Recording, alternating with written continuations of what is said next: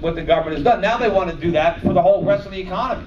Now they're taking over the banking industry, the insurance industry. They want to run the automobile industry. They're going to run it all like Amtrak or the post office. They can't run anything efficiently. And this is part of the real danger of what's going on right now. Because in order to transform ourselves, right, this recession is going to be bad, but we're never going to get out of it without market forces. The real stimulus that we need is less government. We need a smaller government so that it's a smaller burden on the productive part of the economy. We need to produce and save our way out of this mess.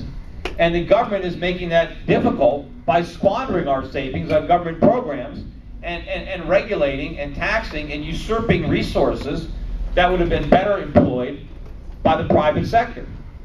Because as I said, the recession is the cure. It's painful, but it's the cure. Just like if somebody is a heroin addict and they're going to go through withdrawal, they're going to try to quit the habit, right? The withdrawal, that's the difficult part. It's not fun, it's not pleasant, right? But that's what's necessary. If you want, rehab isn't supposed to be fun, right? It's a difficult thing, but, and that's why they have interventions to try to get people to go. Nobody wants to go into a rehab. It's not like checking into Disneyland or something. But at the end of the day, if you complete the programs, then you can have a normal life. We need the same equivalent. We need the Chinese and the Japanese to do an intervention and knock some sense into the United States. They got to refuse to buy our bonds, which they will, and force us to make these hard choices.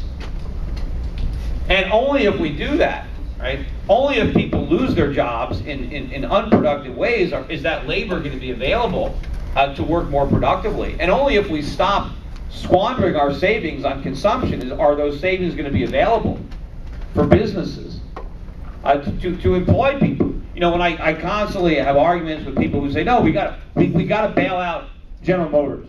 We can't let them fail because all these people are going to lose their jobs. Well, number one, they're going to lose their jobs eventually anyway. Look, automobile companies have been shedding jobs for years. It's not going to stop now. But the question is, which jobs are we going to destroy in order to preserve jobs at Chrysler?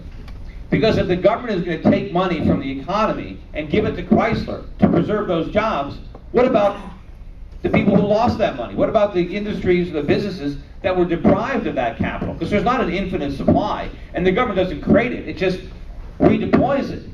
So what about the jobs that are lost in other sectors because we saved the jobs at Chrysler? And maybe those were viable jobs. Maybe those jobs were actually benefiting the economy.